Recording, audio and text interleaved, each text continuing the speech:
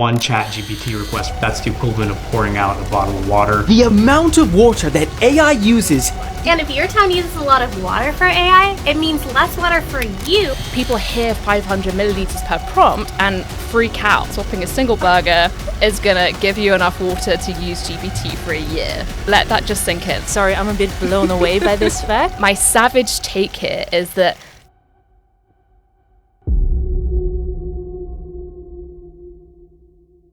Get in, loser. We're talking about TikTok's latest meltdown. Is AI stealing our water? Yeah, you've probably seen that crazy stat that every GPT prompt takes 500 milliliters of water. But is that really true? Does it mean anything? Or are people just running with this crazy number? Yeah, I've seen this crazy statistic all over TikTok. And I got a little bit scared because I use ChatGPT for everything. So what do you do in this situation? Obviously, you go to your best friend. My best friend has been working in nature tech for a long time now. She studied geography in Cambridge and she worked as an analyst at a top consulting firm, McKinsey. So if there's one person that's qualified to answer this question, it's Emily. Thanks, that's cute. But let's do it. I'm excited. And the headline is like, yes, AI is thirsty, but there's so much important context that we are missing. And that is what I want to share with you, my crazy research deep dive. Let's get into it. Let's get into it. So where is this crazy 500 milliliter stat coming from? Is it true? And why is everybody acting like they've been personally attacked by AI? Like AI is like... So the number comes from this University of California study, and it estimates the water taken to train and run AI models. And the way that this works, right, is data centers, which are the huge server farms that power AI, generate a lot of heat. And to stop them from overheating and shutting down, they need to be cooled. So some of these facilities are using air cooling, but most of them rely on water because it's cheap and effective. And that's where this 500 mil stat is coming from. It's the estimated water loss from evaporation in these cooling systems. And okay, it's one study, and like a lot of environmental stats, it's based on a bunch of assumptions and simplifications. But the most important thing is it's lacking context. So people hear 500 milliliters per prompt and freak out. Kind of fair enough. But it's not that big compared to other everyday activities. So if you're talking about everyday activities, what do you mean? Like what? Okay, so there's this one thing about burgers, which I love. So a single beef burger takes 2,000 liters to produce. So this is from things like growing feed for cattle, processing and packaging. And that is equivalent to 4,000 GPT prompts.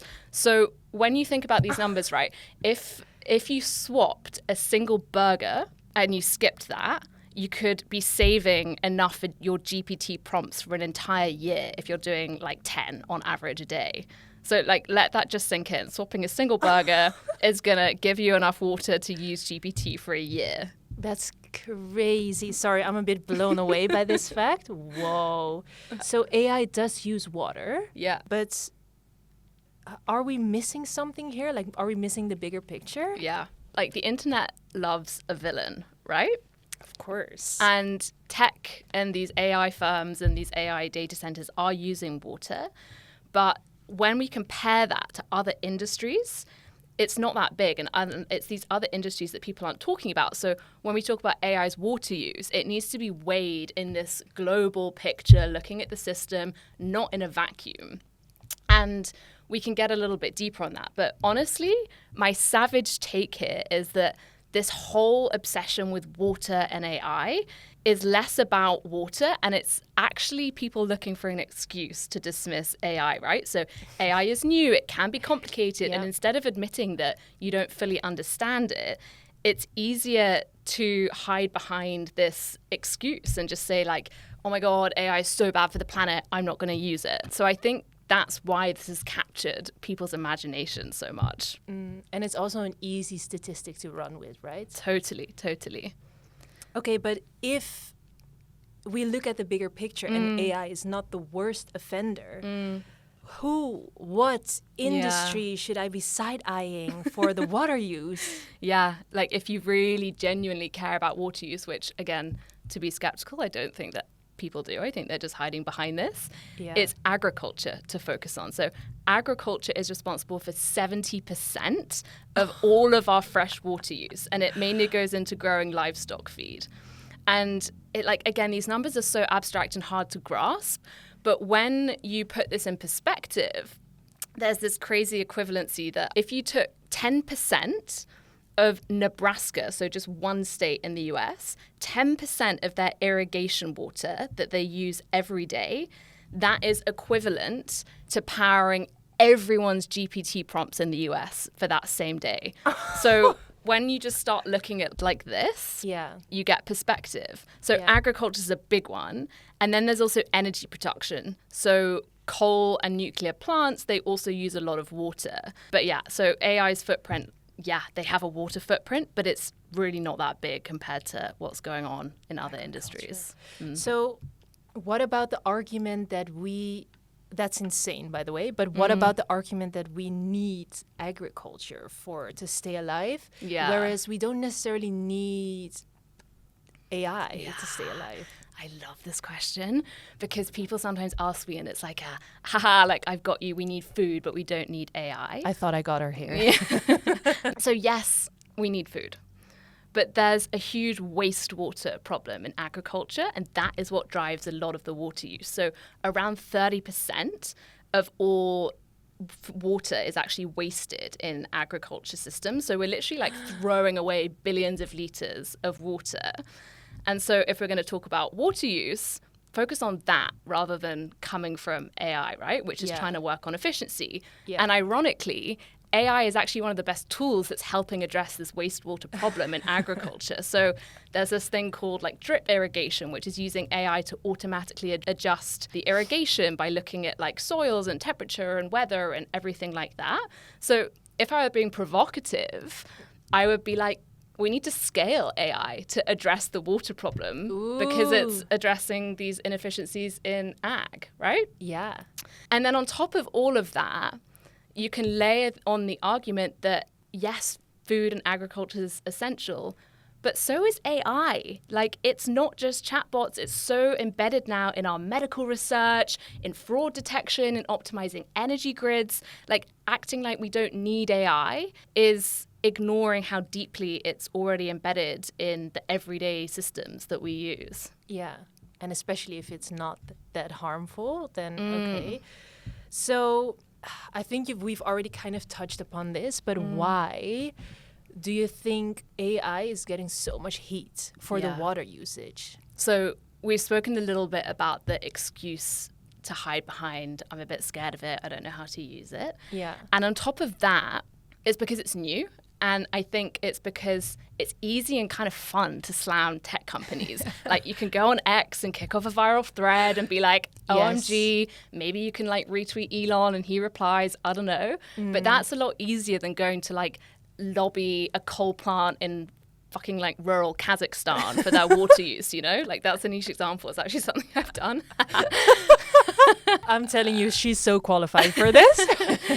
And then like there's also a hidden irony here as well, that it's the tech companies that are actually working on water efficiency and addressing it. So Google and Microsoft have these water positive commitments where by 2030 they say they're going to replenish more water than they use. Wow. But on the sidelines, like all the other industries that are using a lot of water, ag, fast fashion is another one, they're not even measuring how much water they're using, let alone putting targets and money behind tackling it. So yeah, I just find it kind of fascinating why we've all jumped on this horse of like, fuck AI and water. Yeah, but it's so much more easy to hide behind that excuse because it is kind of complicated. It's clickbaity as well. It's like I sent you this video of a girl in 60 seconds. She was explaining how AI is ruining our planet, and it had like 4 million likes or something crazy. So yeah, it's a good way to go viral, but it's untrue. So just know that if you're stating this, then you're a fool. Yeah. If you really care about water, then focus on these other more pressing issues that are just at a much larger magnitude. Yeah. But look, there's one more plot twist to all of this. Okay, I love plot twists. Yeah. Are you ready for it?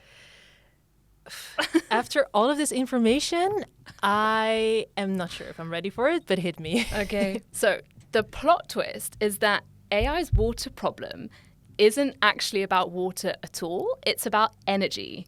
So if clean power were abundant and cheap, we wouldn't even be having this conversation. Okay, so Cogs are whirring. the wheels are turning. So explain this to me like you would do in the group chats, because how does water turn into an energy problem? Yeah. To break it down, we already talked about how data centers are getting really hot and cooling them down requires energy. And because clean energy isn't cheap or available at the moment, companies are going for the next best option, which is water cooling. So it's not that AI wants to use water. It's that without affordable clean energy, water becomes the cheapest way to stop these data centers from overheating. Does that make sense? Yeah, it makes sense. It makes sense. And if clean energy was not the problem, does that also mean that AI would not use, and I'm saying this in quotation mark, as much water, because we've already seen that compared to other industries, AI does not use a lot of water at all. Yeah. It's exactly that. So if companies had access to cheap renewables, they could switch to using that for the cooling, which is more energy intensive, but they use less water, but it's okay that it's more energy intensive because it's clean energy, right? Yeah. So there are methods here like dry coolers, direct-to-chip cooling. And so the issue here is that the whole system is optimized for cost. And so because we're short on the supply of cheap renewables, it's pushing the system to use water as an alternative. Wow. Okay, that makes so much more sense. So, okay, just coming back, AI could be more efficient. We've stated that now. But the other people in the conversation need a reality check. Yeah. So what now? What actually needs to happen? Yeah. So what do the AI data centers and companies need to do? Yeah. So instead of just going on Twitter and being like, 500 milliliters, oh my God, there are...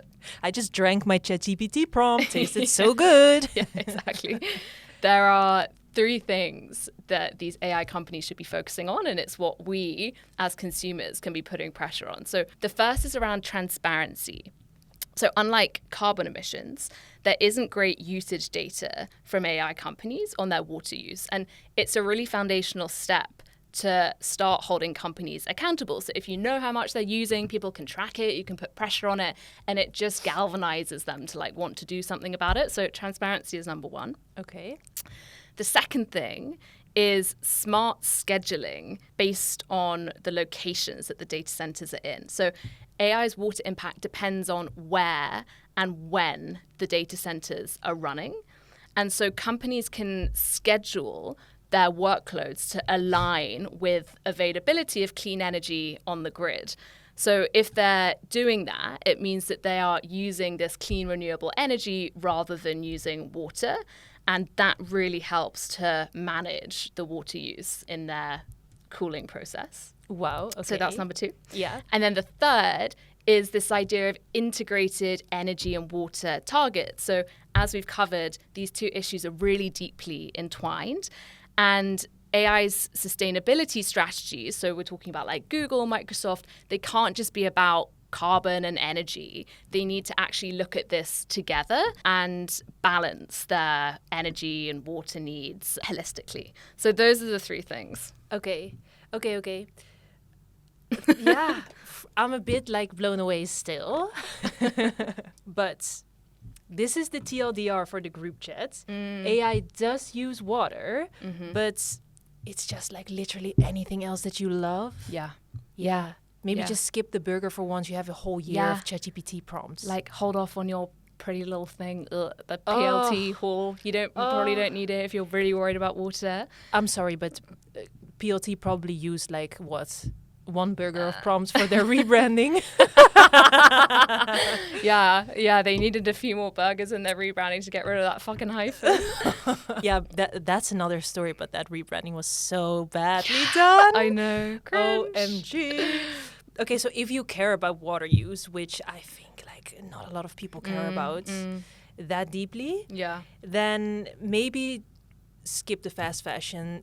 Like, don't shop at Shein, don't shop at PLT. Yeah. Because Eat one less burger. You have your GPT prompts for a year. yeah, maybe don't buy that Coach bag. Who buys Coach bags? No, I think maybe this is a Dutch thing. Like, Dutch girls love Coach bags. Oh. Yeah. What's I it don't in know. the I'm UK? a bit out of the fashion scene, to be honest, in the UK. Okay. My friend just bought like a Loewe bag. Oh, How do you even say it? low. Low. Yeah, FML. That's not- anyway, back Anyway, by the back way, to what I know about, which is that company sustainability. uses crazy amounts of water, right? Just skip your fast fashion and look at other things Yeah. that are more damaging. And than even if you ChatGPT don't ever want will to be. like take action and you don't want to skip your burger or whatever, at least be informed and change the conversation a little bit. So next time your friends are talking about this, instead of just dropping that 500 mil stat, you can actually like understand the full picture and you can hit them with this instead, right? And these are the points that we've just covered. So one, like, yes, AI's water use is extreme. It is using water, but in context, it's not that wild compared to your everyday activities. Like, it's actually pretty small. Yeah. Two, on a global level, when you zoom out, tech as a sector is tiny compared to others like agriculture. Yeah. And then third, recognizing that the water issue is so deeply embedded with energy.